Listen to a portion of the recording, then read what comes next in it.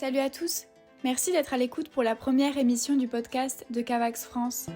Un podcast visant à décomplexer la prise de parole sur les agressions sexuelles et éclairer les victimes sur les recours et les aides qui s'offrent à elles. Nous sommes Enora, Alexane et Nadia, et nous allons vous accompagner dans ce premier épisode dans lequel nous aborderons le sujet de l'inceste. Mais avant cela, je vous propose d'abord d'en apprendre davantage sur notre association. Le Centre d'aide aux victimes d'agressions à caractère sexuel, aussi connu sous le nom de CAVAX, a pour mission d'accompagner les rescapés de violences sexuelles subies dans l'enfance ou adultes. Son siège est basé à Toulouse, mais nos psychologues accompagnent les rescapés qui nous sollicitent de toute la France, voire de l'étranger. Notre équipe d'accompagnement est constituée de psychologues formés et de spécialistes des problèmes posés par les psychotraumatismes d'origine sexuelle. Elle propose des outils permettant de retrouver un plus grand équilibre de vie, une meilleure autonomie et plus de sérénité. En bref, ne plus être assailli par les fantômes du passé. Nous sommes à votre disposition. N'hésitez pas à nous contacter. Je vous laisse un numéro de téléphone disponible 24 heures sur 24, 7 jours sur 7. 06 87 34 11 40.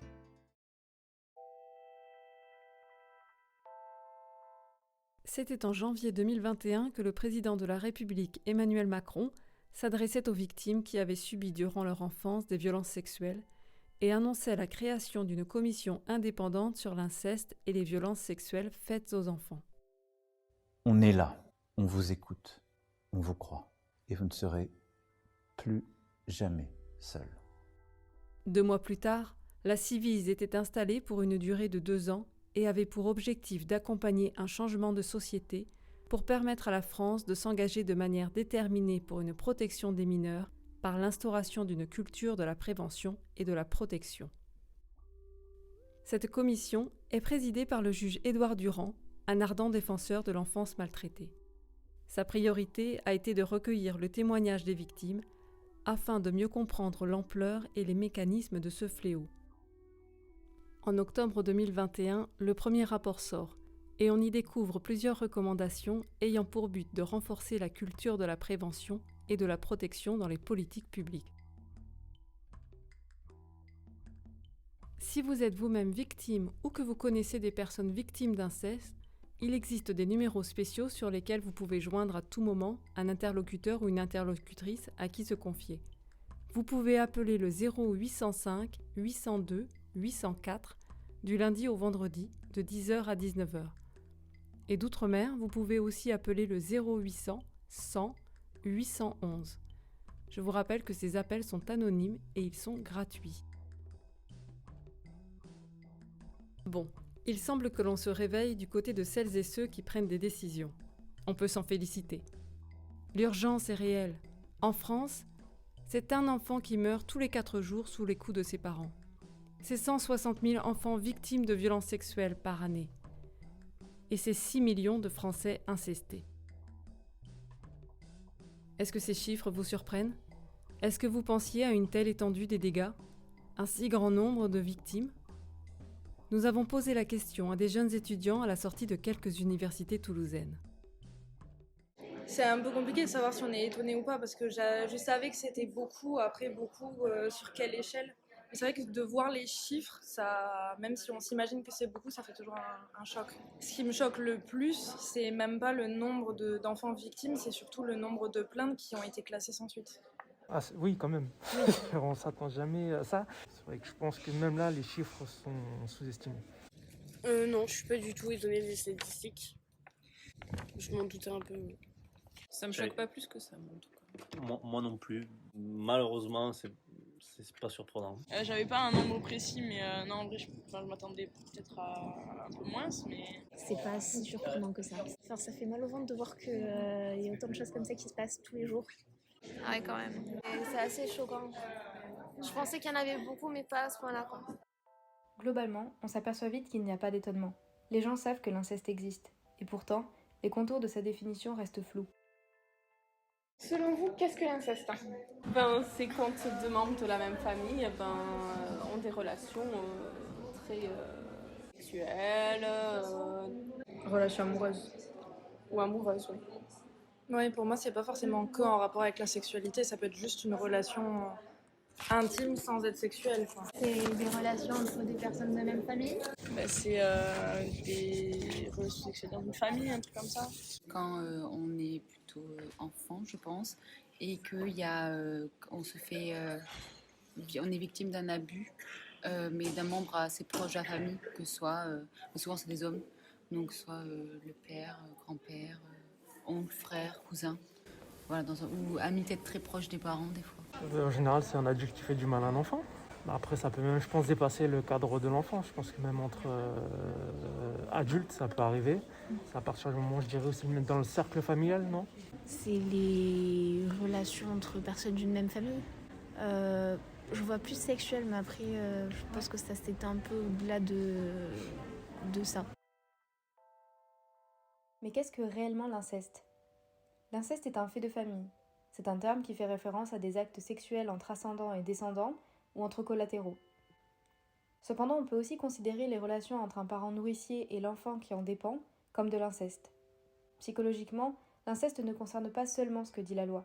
Ce n'est pas seulement un viol ou une pénétration. Il faut élargir le sens à toute forme de comportement sexué. Dans les faits d'inceste, le prédateur établit toujours un rapport de domination, par la séduction, la persuasion ou la force. Les séquelles qui en résultent sont durables et influencent l'évolution de la jeune victime. Dans 90% des cas, l'inceste est commis par les hommes, ce qui veut dire qu'environ 10% des rapports incestueux sont commis par les femmes. Il faut cependant souligner que ces statistiques ne rendent pas vraiment compte de la réalité, puisque de nombreux faits d'inceste sont cachés. Donc comment réagirez-vous s'il y avait des cas d'inceste dans votre famille ? Trouver de l'aide ailleurs, associations, psychologues, etc. La rediriger, quoi. C'est une de nos amies d'en parler avec elle dans un premier temps, voir si elle est ouverte à la discussion, si elle veut en parler. Je pense que le plus important, c'est aucun jugement, savoir l'écouter et essayer de trouver des solutions avec elle, de se renseigner sur les personnes les plus adaptées pour l'aider et l'accompagner dans un premier temps. Parler à la police et réconforter la personne si je trouve les bons mots, même si je pense qu'il n'y a jamais de bons mots non plus. À part essayer de l'aider, moi de mon côté, je ne peux pas forcément trop pousser à faire grand chose non plus. Je ne remettrai pas en question la parole de la victime et j'essaierai de faire mon mieux pour l'aider. Ouais, non, c'est vrai qu'on n'est pas très informé sur ce qu'il faut faire. Mais c'est vraiment quelque chose qui est très tabou, je pense, et du coup, on cache un peu ça, quoi, donc on n'en parle pas du tout, quoi. Je sais pas. J'essaierai. Ça dépend si c'est de la famille éloignée ou proche. Je pense que j'essaierai pas d'en parler à la personne qui a commis la violence. Enfin, pas directement. Parce que je pense que ça pourrait entraîner des conséquences un peu gênantes vis-à-vis de la personne agressée aussi. Et essayer justement d'aller porter plainte, de voir qu'est-ce qu'on peut faire pour rendre ça plus officiel, ouais. Et d'abord l'éloigner aussi de ce cadre malsain. J'aurais pas su vers qui me tourner. Très sincèrement, je sais pas. Perturbé, je pense. Voilà, quand on apprend ce genre de choses, je pense ça met toujours... Il y a toujours un flottement. J'essaie de me renseigner pour savoir auprès de qui je peux chercher de l'aide pour lancer une procédure de suspicion dans un premier temps si je suis pas sûre.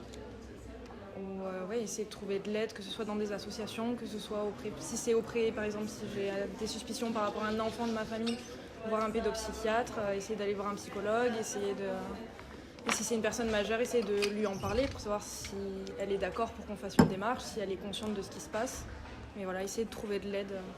Honnêtement, au début, je savais pas trop quoi faire parce que je pense que c'est normal de pas trop savoir quoi dire, que ça reste quelque chose que... On va dire que quand ça arrive aux victimes, les victimes, je pense qu'elles ont quand même assez honte et que c'est pas quelque chose qu'on a envie de forcément dévoiler à tout le monde. Et donc c'est pour ça qu'on n'en parle pas, parce que ça reste tabou. C'est vrai, ce sujet est tellement tabou que la plupart des personnes ne sauraient pas vers qui se tourner ou comment réagir. Et pourtant, ce n'est pas les victimes qui manquent autour d'eux. Connaissez-vous des personnes victimes qui ont été victimes d'inceste ou de violences sexuelles ? Oui. J'ai une amie que je connaissais de l'école primaire. Après, c'était sa sœur qui avait eu des violences durant son enfance vis-à-vis de son père. Violence sexuelle, oui. Ouais. Oui, violence sexuelle. Violence sexuelle, oui.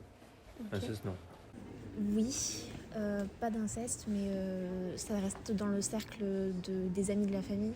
Et en gros, cette fille, il lui est pas vraiment arrivé grand-chose, mais il y a eu des attouchements par un ami de son père. Et encore aujourd'hui, elle ne s'en rappelait plus parce qu'elle était petite. Mais donc maintenant, elle va consulter des psychologues parce que c'est quelque chose qu'elle n'arrive pas à dépasser. C'est pas quelque chose qu'elle aborde souvent parce que c'est difficile à aborder. Je pense, mais ça n'a jamais été dit clairement. J'ai des suspicions, mais je ne peux pas affirmer à 100% qu'effectivement, telle personne a été concernée. On m'a dit, il s'était passé des choses, mais après, la personne n'est jamais rentrée dans les détails ou quoi que ce soit.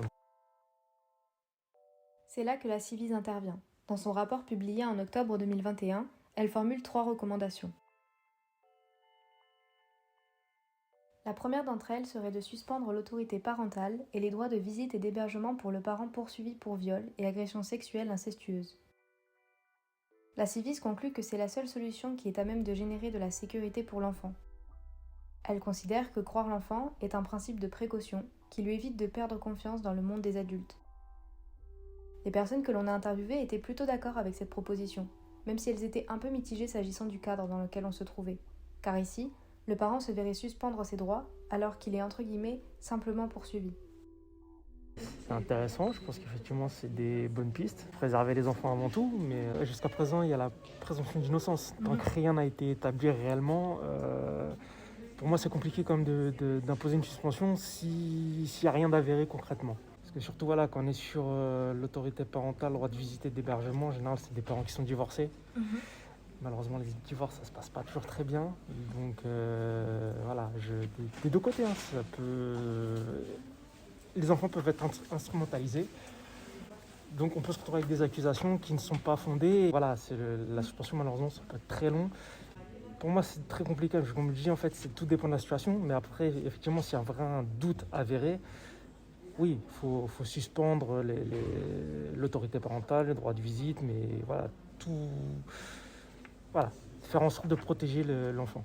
Je pense que c'est légitime. Je sais pas, en fait. Je sais pas. Enfin, hébergement, bien sûr, mais visite, je ne sais pas trop. Je pense que c'est important dans un premier temps, effectivement, qu'il ait plus l'autorité parentale sur son enfant pour résoudre d'abord l'enquête, savoir est-ce que ça a été vraiment le cas, est-ce qu'il a eu vraiment des comportements incestueux envers son enfant. Dans un premier temps, l'éloigner de cet enfant pour que cet enfant puisse libérer sa parole, pour qu'il puisse être pris en charge, pour qu'on puisse faire une enquête par-dessus. Après, je suis du coup pour ça, mais le problème qui va se poser après, selon moi, c'est que si jamais il s'avère que c'est pas vrai, que par exemple c'est un mensonge de l'enfant ou de la mère pour X ou Y raison, et que c'est prouvé, et que c'est dit qu'il a menti à ce moment-là, l'enfant, mais ça va être très compliqué pour le père de retrouver une place auprès de cet enfant. Logique. Enfin, c'est logique dans un sens, mais après, est-ce que, je sais pas, tu vois, genre, certes, il y a peut-être la relation incestueuse, mais il y a quand même une relation père-fille ou père, je sais pas quelle est la relation dans l'histoire. Moi, je pense que c'est un choix qu'il faut demander à la personne en question. Ouais, je pense que c'est quelque chose d'important pour l'enfant de pouvoir choisir s'il veut encore voir ses parents ou pas. Oui, tout à fait. C'est légitime, ouais. Tout à fait légitime, logique. C'est ça. Même plus que logique. Oui. Vaut mieux prévenir que guérir, comme on dit. Donc,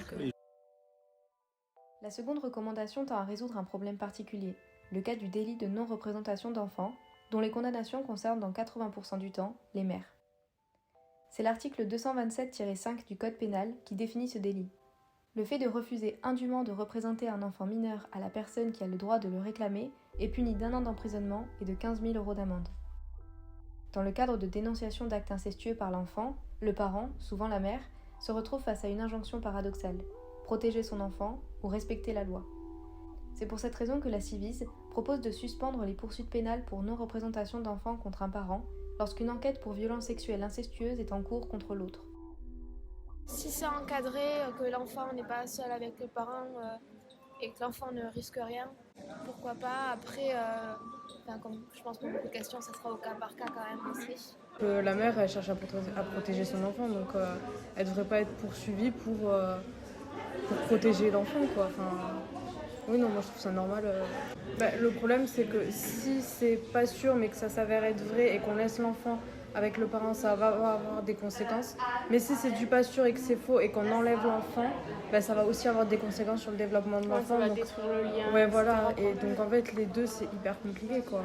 Mais je pense que ce serait plus facilement possible de faire un travail après avec l'enfant quand il a été éloigné de son parent et que ça s'avère que c'est faux, plutôt qu'un travail avec l'enfant une fois que c'est avéré qu'il a eu des comportements incestueux envers son fils ou sa fille. C'est une question de protection. Genre, la mère, elle veut protéger son enfant, ce qui est normal. Donc, c'est pas elle qui devrait être condamnée. Oui, c'est assez compliqué dans la mesure, comme vous l'avez dit, que c'est avant que les faits soient avérés, mais bon, dans la mesure où il y a un soupçon assez fort, je pense que c'est aussi une mesure assez logique. Mais ça, c'est peut-être un poil plus compliqué parce que ça dépend du cas. Ouais, c'est ça, il faut regarder plus précisément. La troisième et dernière recommandation tend au retrait systématique de l'autorité parentale en cas de condamnation d'un parent pour violence sexuelle incestueuse contre son enfant. Pour rappel, l'autorité parentale, c'est un ensemble de droits et de devoirs ayant pour finalité l'intérêt de l'enfant, c'est-à-dire sa protection et la prise en compte de ses besoins fondamentaux. La Commission considère qu'à l'évidence, les violences sexuelles incestueuses sont une transgression gravissime de l'autorité parentale et qu'il est donc impératif de prévoir son retrait. Cette recommandation a plutôt fait l'unanimité auprès des personnes que l'on a interviewées. Moi, je suis totalement d'accord. À partir du que- moment où c'est avéré, C'est tout, ça, la tu question fais. elle se pose pas quoi. Tu fais éloignement, moi, voilà, je suis complètement d'accord. Pareil, je trouve ça normal.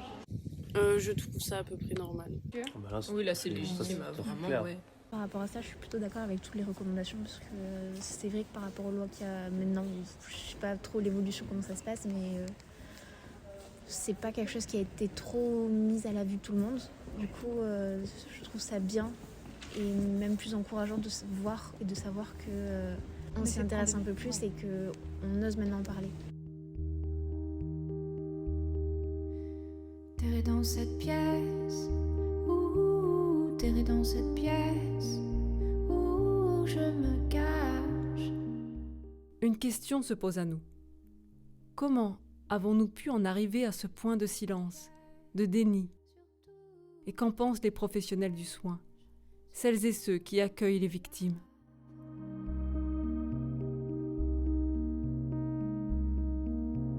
Je ne suis pas libre, je ne suis pas libre. Nous avons rencontré une professeure, Élise, et 2 psychologues cliniciennes, Christelle et Violaine. Ouais, il y a un déni, il y a aussi un tabou. Par exemple, dans la société, ce déni, ce tabou, ça pousse la société vraiment à penser qu'un enfant qui va dénoncer un inceste ment. Ça touche en fait à la culture du viol, où la victime doit toujours se justifier d'être une victime, ce qui n'est pas forcément le cas dans les autres crimes. Quand vous avez des enfants ou des parents qui dénoncent de tels faits, qui sont mis en doute, qui sont accusés de mensonges, voire même de manipulation, tant par la société que par la machine judiciaire, c'est quand même très compliqué de les accompagner, de les conforter dans le fait que ce qu'ils font est juste. C'est assez terrible de les encourager presque à se battre contre des institutions qui devraient les protéger. Et puis, c'est assez terrible aussi de voir des personnes qui préfèrent ne pas porter plainte par peur en fait de la manière dont ils seront traités par les professionnels, mais aussi par leur famille. On parlait tout à l'heure de déni, de tabou. Vous avez au sein d'une famille des gens qui vont aller voir le parent ou l'enfant qui dénonce et lui dire « mais tu te rends compte de ce que tu es en train de faire, tu vas détruire ta famille ». Enfin, je veux dire, mais comment voulez-vous aller au bout d'une démarche quand vous avez et la société et vos proches qui vous disent non, mais il ne faut pas le faire en fait. Donc nous, en tant que professionnels, on a vraiment ce rôle d'accompagnement, de réassurance, de les conforter en fait, de les conforter dans leur statut de victime et d'agir en conséquence. C'est pas eux les accusés en fait, c'est pas eux qui sont en faute. C'est dur, c'est très dur, hein, vraiment. C'est choquant de voir à la fois l'ampleur de l'inceste et le fait que les enfants ne soient pas réellement protégés ou pas suffisamment protégés par la loi et par les adultes qui leur doivent protection. Quand je regarde les chiffres, je dois avoir à peu près 170 élèves. Donc c'est sûr que si on regarde un minimum des pourcentages, je sais que j'en côtoie tous les jours, tout le temps. Après, je côtoie des élèves en situation de mal-être. Pour plein de raisons différentes, mais c'est fort possible qu'il y en ait que ce soit pour cette raison. Je me souviens en particulier une fois une élève qui avait 11 ans, alors c'était de ma part un soupçon d'inceste. J'en ai parlé avec d'autres collègues qui effectivement me disaient que ça pouvait être des soupçons légitimes. Et ensuite, j'en ai parlé, j'ai essayé de faire un signalement dans le cadre du collège et là, ça a été plus compliqué à faire. Parce que j'ai senti à la fois des réticences de la part de la direction et des réticences de la part du service social. Voilà, la réponse qu'on me faisait, c'est oui, mais si on se trompe, on risque d'avoir une plainte de la famille, etc. Et malgré un discours, je dirais, officiel qui est contre les violences, le harcèlement, etc., ensuite, on sent que dans les faits, ça bloque un peu plus. Je trouve la grande difficulté qu'on a, c'est que bon, on côtoie les jeunes au quotidien, on voit beaucoup de jeunes qui sont en mal-être, en particulier en ce moment. Et ensuite, ben, on n'a pas trop de relais autour dans l'institution. Clairement, ben, il y a pas grand monde. Alors, il y a dans chaque établissement, c'est à peu près une fois par semaine, une cellule de veille où la direction, les services sociaux, infirmerie, etc., discutent des jeunes qui sont en difficulté pour X ou Y raison. Donc, on peut les signaler à la cellule de veille. Mais après, clairement, sur place, on a très peu de professionnels. Moi, je suis enseignante, je ne suis pas psy. Il n'y a pas de psychologue et je trouve que c'est un manque gigantesque. Il n'y a pas de psychologue. Il y a des psychologues pour aider à l'orientation, mais pas pour traiter le mal-être. Les assistantes sociales, moi, dans mon établissement, l'assistante sociale est là 1 jour et demi par semaine. Et c'est pareil, elle n'est pas psychologue. C'est l'infirmière qui est là au quotidien, qui voit beaucoup de jeunes, qui parle beaucoup avec eux. Alors, elle a une base, mais elle ne peut pas faire un travail de fond. Et la grande difficulté, c'est ça, c'est que sur place, on n'a pas de psy. Et ensuite, autour, quand on est en zone rurale, un peu éloignée d'une grande ville, ben, c'est très compliqué aussi. Et autant vous dire que le pauvre CMP de ma zone est complètement débordé. Il faut attendre 2 ans pour avoir un pauvre rendez-vous avec un psy. Et on manque de relais dans l'institution, tout simplement parce qu'il n'y a pas d'argent, il n'y a pas de professionnels, ou quasiment pas formés pour ça. Évidemment, ce qui est frappant, c'est la réponse judiciaire, puisqu'on sait que malheureusement, la vérité de la victime et la vérité juridique se croisent rarement. Et de fait, il y a un sentiment d'injustice. Donc, on peut reconnaître le statut de victime, mais il n'y aura pas forcément d'indemnisation ou en tout cas à ce que l'agresseur soit arrêté. Moi, j'aimerais bien savoir si les familles les parents s'autorisent à parler de ça à leur enfant très jeune.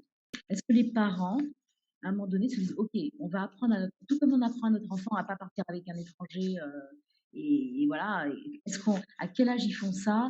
Quand est-ce qu'ils leur parlent de leur corps, de l'interdit du toucher d'un étranger? Je ne sais pas si on peut dire le mot déni, mais en tout cas, ce qui est sûr, c'est que je pense qu'il n'y a pas forcément les connaissances. Je ne sais pas si c'est un sujet dont les personnes ont envie de s'informer à cause de la violence que ça renvoie. Ce qui est sûr, c'est que dans la mesure où l'enfant est face à un adulte familier, ça crée d'autant plus de confusion parce que les membres de la famille sont censés être des personnes protectrices pour l'enfant et là, elles deviennent agresseurs. Donc, si on compare à un viol avec un étranger, par exemple, un hors-famille, l'impact, il est différent au sens où, bon, ça reste un viol avec une agression et c'est un traumatisme, mais c'est d'autant plus difficile pour l'enfant de s'en sortir parce qu'il y a une confusion dans la notion de protection de l'adulte envers l'enfant. Voilà. Et puis il y a aussi tout ce qui est les loyautés de l'enfant envers les membres de sa famille. Donc c'est d'autant plus difficile pour l'enfant de révéler. Alors c'est vraiment très compliqué de faire une liste des séquelles parce qu'elles sont nombreuses, elles sont complexes, elles ne sont pas forcément facilement reliables à l'inceste vécu. Elles peuvent être psychologiques, elles peuvent être physiques. Donc c'est vrai que c'est quelque chose d'assez complexe. Ce qu'on peut dire en premier, c'est parler de ce qu'on appelle le stress post-traumatique, qui va mettre les enfants comme les rescapés adultes dans une espèce d'hypervigilance constante, ce qui va entraîner des troubles du sommeil avec des difficultés d'endormissement, des cauchemars, des flashbacks, des troubles de l'alimentation, des troubles de l'attention aussi qu'on va retrouver souvent chez les enfants et des angoisses. Et tout ça, ça va avoir des conséquences physiques avec, je ne sais pas, de manière très simple, par exemple des troubles digestifs qui vont apparaître, des conséquences sociales. On va avoir des personnes, enfants ou adultes, qui vont par exemple se replier sur eux-mêmes.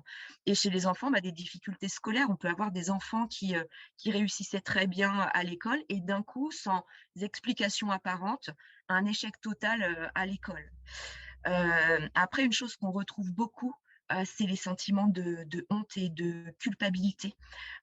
Et chez les enfants aussi, ce qu'on appelle un conflit de loyauté envers le parent, enfin en tout cas l'abuseur. On va donc avoir des enfants qui ont une très mauvaise image d'eux-mêmes, qui ont un rapport à leur corps totalement perturbé, qui vont se renfermer. Ça peut, chez les enfants aussi, entraîner des retards de développement, avec par exemple tout simplement un retard de puberté chez ces enfants abusés. Chez les ados et les adultes, on va avoir des conduites à risque, par exemple une hypersexualisation, des scarifications. On peut avoir aussi des addictions et puis, de manière un peu plus générale, une difficulté à avoir des relations stables, qu'elles soient sentimentales ou amicales. Une autre chose qui est importante à savoir quand on est un professionnel, c'est, la notion de mémoire traumatique. C'est-à-dire que, la réalité, elle est tellement difficile et douloureuse, que le cerveau va en fait, comment je pourrais expliquer ça? Squeezer les événements, vécus ou même carrément des parties de vie. Donc on va avoir, des amnésies, on va avoir ce qu'on appelle de la dissociation. Alors la dissociation, si je pouvais l'expliquer, très simplement, il y a différents types de dissociation, mais on va avoir par exemple des gens qui ont l'impression qu'ils sont seulement observateurs de leur vie ou alors qu'ils ne sont pas dans la réalité. Donc ça peut amener, à des diagnostics psychiatriques très lourds et donc à des traitements très lourds. Et puis tout cet ensemble de séquelles, le traumatisme lui-même, ça peut amener à des idées suicidaires et des passages à l'acte. Donc du coup, on a vraiment des séquelles qui sont alors il y en a plein d'autres, hein, mais je pense que les marquantes, c'est celle-ci que j'ai envie de retenir en tant que professionnelle. C'est le fait qu'il y a vraiment des séquelles qui sont très variables, très complexes, pas forcément en lien avec, le vécu et du coup, quand tu es professionnel, tu es dans l'obligation de te dire: «Bon alors voilà, la personne elle m'amène tout ça, je perçois tout ça. Est-ce qu'il existe un traumatisme? Est-ce qu'il y a dans son histoire?» Alors sans être confrontant, hein, c'est pas du tout l'idée, mais en tout cas, toujours se poser cette question, de l'existence d'un traumatisme et dont l'inceste, forcément. On a également profité de l'occasion pour leur demander si elles avaient entendu parler de la Civise et pour avoir leur avis sur les recommandations qui en avaient découlé. Alors, la création, oui, parce qu'en fait, elle a été créée, au moment où j'entrais, dans l'association qui accompagne les victimes de violences sexuelles, donc forcément, j'en ai entendu parler et les conclusions, alors, je suis tombée dessus par hasard, mais oui, oui, oui.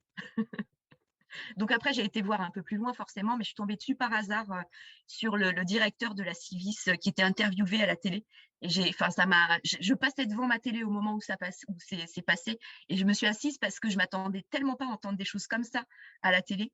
Vraiment, c'était ouais. Mmh. Au moment même, au printemps, j'en ai pas du tout entendu parler. J'en ai entendu parler récemment justement par le biais de réseaux sociaux. Ça me paraît être, des mesures qui sont des évidences et c'est vraiment ça me semble une aberration que, ce soit pas mis en place. Alors déjà, je ne sais pas comment ils ont effectué leurs travaux, hein, j'avoue que j'ai pas été chercher, là-dessus. En tout cas, les propositions, les conclusions qu'elle tire, je trouve que c'est, pour la première fois une reconnaissance et aussi une protection pour les victimes et leurs parents, protecteurs qui n'existent pas du tout aujourd'hui. Enfin, comme je l'ai dit tout à l'heure, hein, bien souvent, ils sont plus mis en accusation que protégés. On est tellement dans cette culture, ouais, c'est ça un enfant a tendance à mentir, une mère qui divorce va manipuler son enfant pour qu'il porte des accusations. Donc déjà, si on pouvait sortir de tout ça, ça serait vraiment, énorme. C'est difficile d'avoir des suggestions supplémentaires. Je dirais que, la première prévention, c'est d'en parler. Seulement, comment est-ce qu'on peut prévenir ou parler de quelque chose qui est dénié ou qui est un tabou? Donc, la première chose, ce serait de lever un peu ce tabou. Comme on fait des campagnes, par exemple, sur, je sais pas moi, la consommation d'alcool, bah, faisons-en sur l'inceste. Ça serait déjà un grand pas. Et puis surtout, ce qui serait vraiment, important, ce serait d'apprendre, dès le plus jeune âge, ce qu'est l'intimité, leur intimité et leur droit à défendre et à garder leur intimité, même au sein de leur famille. Ce qui serait encore mieux, ce serait de pouvoir leur offrir des lieux de parole, d'échange avec des gens qui sont formés. à ça, de manière à pouvoir les orienter justement en fonction de leurs besoins et de leurs demandes, que ce soit sur le plan de la santé, quoi que ce soit d'autre en tout cas. Parce que le problème, c'est que souvent, l'inceste, il va être dévoilé par des situations, par exemple à l'école. Vous vous doutez bien que les professeurs, ils sont pas du tout formés à ça. Du coup, on va se retrouver dans des situations qui vont être presque latentes pendant un temps, avant que la machine scolaire qui va mettre en place l'assistante sociale ou le psychologue, enfin, ça peut prendre des années. Et puis on sait à quel point, justement, hein, c'est pas forcément entendu ni suivi. On sait combien d'affaires sont classées sans suite, quoi. Donc voilà, l'idée, ce serait vraiment de faire des campagnes au grand public et des lieux d'échange de parole avec des gens formés pour les enfants dès le plus jeune âge. Je pense que ce serait des choses hyper importantes.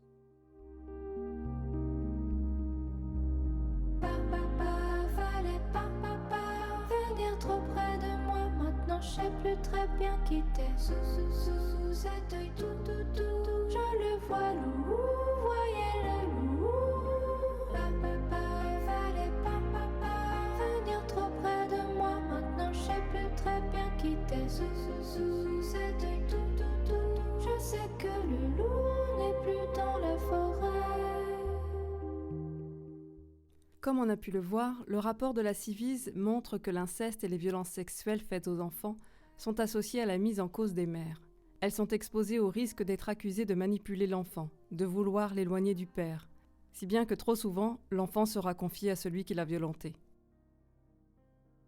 Le juge Édouard Durand, vice-président de la Civise, affirme que défendre la mère, c'est protéger l'enfant. Bien sûr, le lien organique existe de la mère à l'enfant, de la femme à l'enfant. Protéger la mère, c'est aussi protéger la femme. C'est pourquoi les luttes féministes sont un préalable essentiel dans la protection de l'enfance. Le texte suivant a été écrit par une jeune anthropologue nommée Laura. Il retrace une courte histoire du féminisme. Vous verrez que le féminisme n'est pas un phénomène récent. Dès le XVIIe siècle déjà, les femmes portaient leurs doléances aux portes du pouvoir. Le viol de l'enfant, le viol de la femme, sont les marques d'une domination qui marque nos cultures. Le mouvement féministe français n'a rien de nouveau, puisqu'il vient d'un héritage militant mené par les femmes depuis le XVIIe siècle. Tout au long de l'histoire, les femmes ont lutté pour leurs droits sociaux, travail, vote, IVG, le corps et l'intime, des revendications présentées comme récentes comme la non-mixité ou l'écriture inclusive avaient déjà cours au XVIIe siècle. Cette lutte, faite de victoires et de défaites, d'avancées et de reculs sur l'égalité homme-femme, ne cesse de faire couler de l'encre depuis les années 1970, lorsque les choses commencent à vraiment changer avec les premières femmes enseignantes à l'université. À partir de cette période, la contraception, le droit à l'avortement, le tabou des règles, la ménopause, le plaisir, notamment le clitoris, les poils ou encore l'injonction vestimentaire prennent place dans les débats. L'endométriose, une maladie qui atteint 180 millions de femmes dans le monde, qui peut générer de fortes douleurs, voire une stérilité, a été découverte en 1860, oubliée, puis redécouverte en 2010. Les violences sur les femmes, notamment les violences sexuelles, ont pour leur part mis très longtemps à être reconnues et judiciarisées. D'abord parce que l'homme avait tout pouvoir sur femmes et enfants, mais aussi parce que le viol conjugal était légal, faisant partie des affaires privées dans lesquelles l'État ne mettait pas son nez. C'est seulement au XXe siècle, avec la loi de 1980, que le viol est défini comme un crime, relevant donc des assises. Poursuivant leur lutte, les féministes découvrent avec effroi le grand nombre de violences sexuelles sur mineurs et les dénoncent avec ardeur, faisant peu à peu vaciller les mentalités. Mais les choses avancent lentement. Le vieux système patriarcal est tenace. Les constructions sociales solidement ancrées dans la loi du silence et la culture du viol. Aujourd'hui, la parole des victimes se libère de plus en plus grâce aux réseaux sociaux, aux mouvements comme MeToo, aux divers scandales comme celui des prêtres pédocriminels dans l'Église catholique, aux dénonciations diverses médiatisées. Mais le chemin à parcourir est encore long. Regardant mes plaies, j'avoue, regardant mes plaies, j'avoue, c'est plus grave.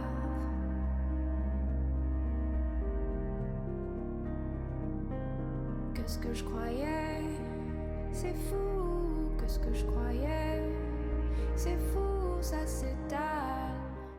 Comme vous avez pu le comprendre, lors de notre prochaine émission, qui sortira mi-janvier, nous aborderons le sujet de la culture du viol, thème fortement présent dans l'actualité. Qu'est-ce que la culture du viol ? Nos sociétés sont-elles tolérantes à l'égard de ceux qui violent, qui agressent sexuellement ? Et ces violeurs et agresseurs se sentent-ils finalement protégés par le système en vigueur ? Qu'est-ce qui empêche les victimes de parler ? Ce sont autant d'interrogations que nous nous poserons. Avant de vous quitter, j'aimerais vous parler de la musique que vous entendez actuellement, composée et interprétée par Maïlan, une artiste engagée dans la lutte contre l'inceste. Cette musique nous a particulièrement touchés, d'autant plus que nous l'avons découvert lorsque nous réalisions ce podcast. Nous vous invitons à l'écouter entièrement et à vous intéresser à son travail et son combat.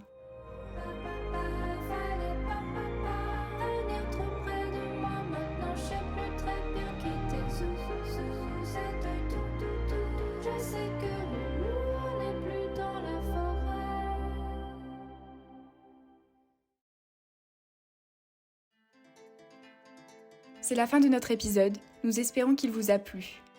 N'hésitez pas à nous faire des recommandations, des propositions, cette émission est aussi la vôtre. Sur notre site, cavax-france.com, vous retrouverez davantage d'informations sur le thème de l'inceste. Je tiens à remercier Léa, Laura et Jade pour le travail qu'elles ont fourni, ainsi que Hicham Chaidi pour la musique du jingle.